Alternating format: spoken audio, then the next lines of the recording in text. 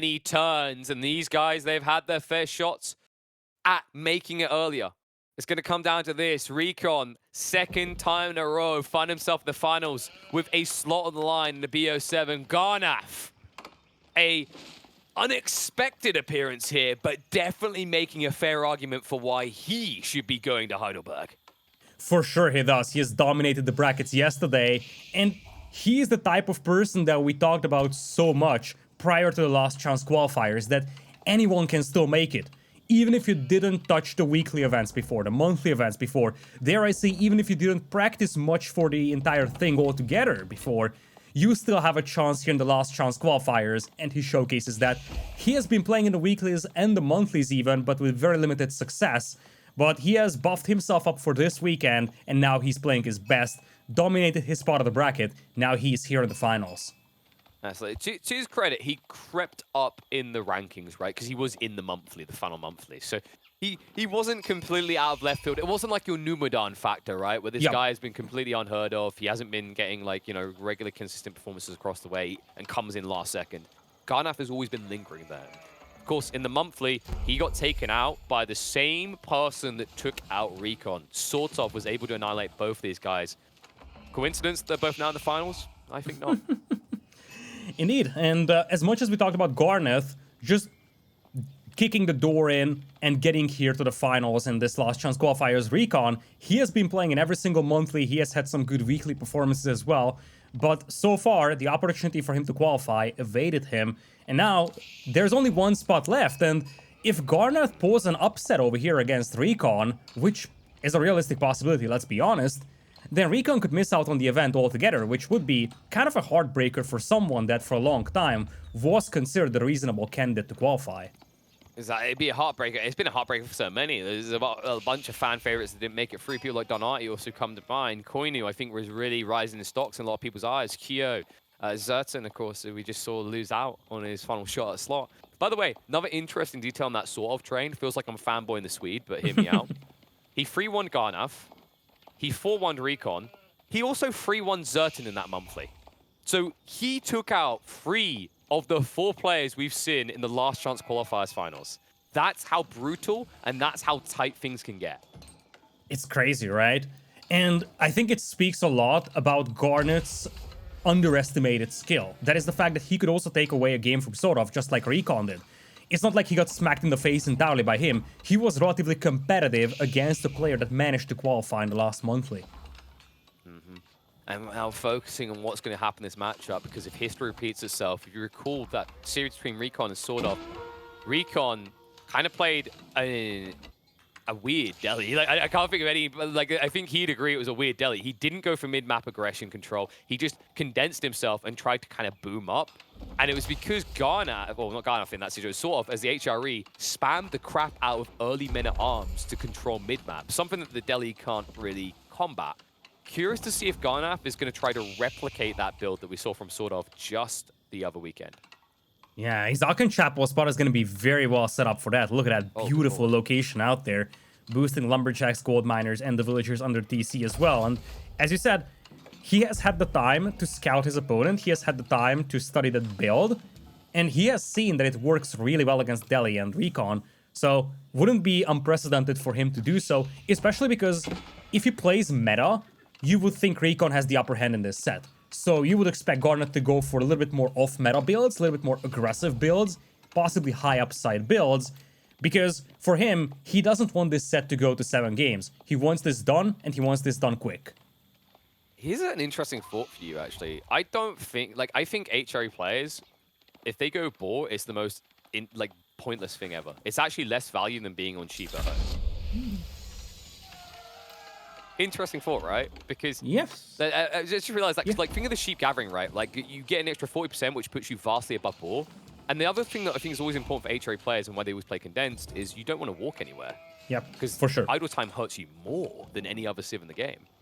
Yeah, and you also don't want to walk out to the Broar with the Prelate. We have seen players experimenting with that back in the days, and the gather rate is ridiculous on that board. You can deplete that board in a blink of an eye. It's just the fact that the extra resources that you would be getting from going out to the board and then inspiring the villagers on the board with the Prelate is mostly offset by the fact that you have to walk so much to get there, so you might as well just chill back at home, boost your berry villagers, boost your sheep villagers.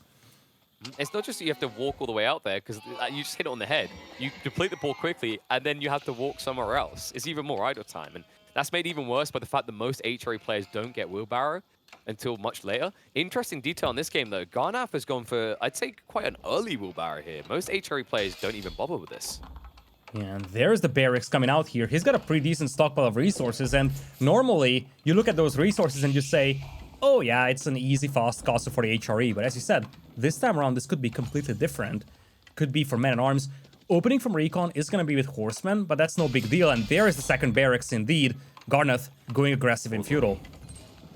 And RecoN's already started to invest into horsemen. Horsemen that will not win out against MAA. However, in small quantities, Scholar Heal can be the difference maker. At least with this comp RecoN starting with, he can choose whether and where he fights. And the other thing, as you said, is that the composition of Garnath will be almost exclusively melee units for quite a while. So his chance to snipe those scholars is gonna be next to none, and that's going to be annoying to deal with. Sure enough, he can also mix in his own prelates to heal, but he needs to do so using the town center as compared to RecoN, who can use the Dome of Faith to make his own scholars. Yeah, you said he'll be melee only for quite a while. I think you're underselling it there, Lidakor.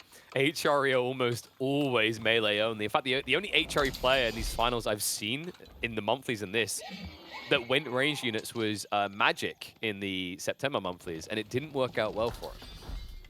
I'm gonna give the benefit of doubt to Garnath with that. He also went for a Tower of Victory, where most players go for Dome of Faith. So if there's any person on this planet I can imagine using some HRE archers, it might be him. But indeed, you're right.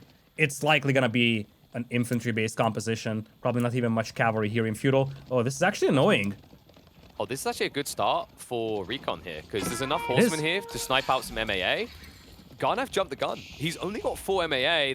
Remember that early, and also he hasn't got march drills yet, so they can't even retreat quickly. Love that as well. The body blocks come out, so he can't even efficiently get away. Yeah, a surprising detail over here is that Garnath has 2 scouts, and he didn't really scout the horsemen coming out.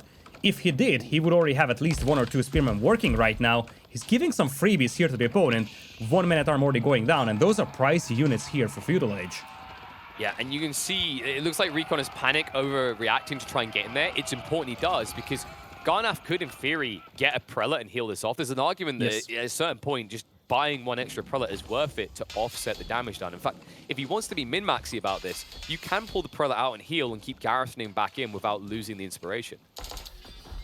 Interesting follow-up over here. If you take a look at RecoN, or not even RecoN, but Garnath rather, he's already adding farms. Now, obviously, for the HRE, it pays off much faster than it does for other civilizations, thanks to the Aachen Chapel, but still, it's going to slow down his escalation. And right now, he's just camping back at home, which is essentially offering the entire map for RecoN to take. Yeah, so the problem for Garnath is, like, this strategy works best when you can maybe just go on the deer or something, even the berries. But RecoN went mass horseman and he didn't slow down. That's to his credit. I think if horseman had only made, like, if he only got to like 4 and he started going spears and archers, this game looks really bad for RecoN. But his read was perfect to just double down on horseman initially. However, Garnath is now beginning to escalate. Up to 11 MAA, no signs of slowing down. But he's going to slow down the eco like a decent amount, actually. Both of the villagers going down. A third one as well as he gets spotted on the farms. This idle time alone is going to hit him, let alone, on top of that, the 3 villagers that die. Such pain, and you have all those man-at-arms out there, even with marching drills, but they're just so slow. Those horsemen got barely hit. They get away with 4 or 5 villager kills, and this is puzzling for me why Garnath is not even adding a single spearman. So even if he could somehow take a fight, he wouldn't be able to do much damage with those men-at-arms. This is looking so bad for him already. It just feels so bad to watch him running around his own base, and at any moment, you know a villager could die, right? And there's nothing you can do about it. The goal for Garnath right now is to reach critical mass and just run across the map. But this is getting difficult because one of the key ingredients to sort of put to good work in his series against RecoN with this strategy, he didn't let him get all the sacred sites like this. He didn't let him get that extra eco. This is going to be the difference maker because RecoN could actually reach Castle Age before the HRE player. Yeah, for sure. Like, Garnath has a lot of men-at-arms out there right now, but if you take a look at RecoN's unit composition, it's mostly horsemen. As long as you don't have a tremendous amount of spearmen out there, the horsemen will be fine. numbers aren't looking great for RecoN, but if he was in the Sacred Sites, continues going Horseman, it is going to cause problems for Garnath, who only has men-at-arms on the field. Especially when they're clambering over each other to hit the Horseman at the start of the fight, and then the Horseman can peel back to be healed, right? It's just so infuriating to deal with. Garnath now looking to go in. He has not got the undermesh, so diving this TC is going to sting. Wall's also going up to try and keep him away from the berry patch to the north side. Means that RecoN can keep producing more troops, and you can see we'll start to peel back. Scholars can heal off any damage done here. In the meantime, the Wolves are going to go up around the Sacred Sites to make sure that they cannot be decapped for free. Yeah, Garnath is doing the best he can here to decap the Sacred Sites, and credit where it's due, he's doing a good job with that. Given how slow his army is, he's able to decap 2 out of those 3 Sacred Sites, and now he's decapping the one on the right side as well. So these man-at-arms, they're being put to good use, and RecoN wasn't able to finish the walls in time to just make sure that those man-at-arms can't easily decap. One problem for RecoN as well, it's always ironic to say this to the guy with his name, he doesn't have any RecoN. There are no scouts in the field. So he can't even spot out the straggler MAA. Taking them out would actually make a difference, because right now Garnath is trying to reach, what, like 30 men-at-arms and then dive RecoN's base. Yeah, and those are pricey units, and especially given that Garnath has taken a big beating, lost a couple of villagers, it's gonna be difficult to replenish lost men-at-arms. So picking off these stragglers is really good value, as we said, for RecoN. Yeah, anything to slow it down. It is that whole efficiency logic. The Delhi snowball, because they don't lose units. They just keep escalating. And speaking of lost units, these ones feel even worse. The villagers, Pathfinder round. Garnath is being punished on the backside. RecoN has adjusted from the game with sort of. He understands how to beat this now. Don't fight the army, fight the economy. You can have all the extra getter rate that you want if you don't have villagers alive at this point. Garnath is down to just 29 of those. Massive casualties on the eco front for him, and really, RecoN is getting tremendous value out of these horsemen. Even more value. Look what Garnath just done. He ran the entire army back home. It's getting worse and worse here, and the horseman count is not letting up. He keeps increasing it, and the brilliant part is RecoN's getting to a stage where he can cycle the injured ones back home to heal and bring in the fresh ones. Oh, such a good job, really. And Garnath really has no potential to catch them. Like, what is he gonna do? He can keep chasing the man-at-arms, but he's never gonna catch them. All he can do is just keep massing men-at-arms in an effort to try and dive the base at one point. But it's looking like a long shot. I mean, this is what? Going to be a quarter of his men-at-arms just gone. Then they're not going to kill anything because of the Scholars. Like, this is the beginning of a grim end for Garnath. The eco count is too big of a gap, even for him, because of the Sacred Site factor that's going to be coming in. And sure, the reinforcements arrive, but RecoN could just walk away now. Instead, he commits because the Scholar heals are good enough that these trades are worthwhile for him. Look at the count right now. 22 MAA, 15 Horsemen, and enough archers to pick you apart from the side. This is going to be a wipe of the army. Yeah, it's a wipe, and replenishing the army is much easier for RecoN. RecoN knows fully well that Garnath has no functional economy, essentially. He's down by 15 eco, so wiping this army means that Garnath's going to have no damage potential here, and he's going to wipe it. Scholars still alive, still healing. Men-at-arms dropping in numbers. There's more Scholars than there are Horsemen right now. This is getting absurd. Heal factor up to a tempo maximum of not even 10. We're past 10. We're at 11 right now. It's so damn good. And for anyone who's wondering, why doesn't Garnath just build spears? From an early point, RecoN built archers. He built 2 early on, and I think Garnath didn't want to build spears at all because he saw that threat. It's too late to add spears now. At the beginning, where there was only horsemen, you could have added a couple to at least get some good hits on them, but it's too late. And now he's trying to wall off the left flank to just minimize the chance of RecoN diving in with those raids, but it's too late. He has already taken a beating. He has lost map control. Now it's going to be 3 Sacred Sites for RecoN, and he's also down by 15 eco at the 40-minute mark. Yeah, this is not going to be slowing down. In fact, this rate, RecoN might just tech up. And what does Garnath do? Now, in theory, his food is good, right? Because he's got all these farms. And actually now, he can use those farms because he's walling.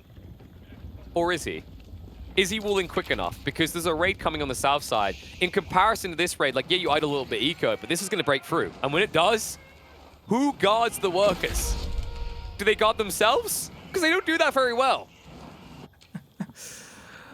And even if you have the walls up, you are reaching that critical mass with the cavalry of RecoN that he can just burn his way through. Indeed, that's exactly... Oh, that's clutch, Garnath. He switches over to the gate.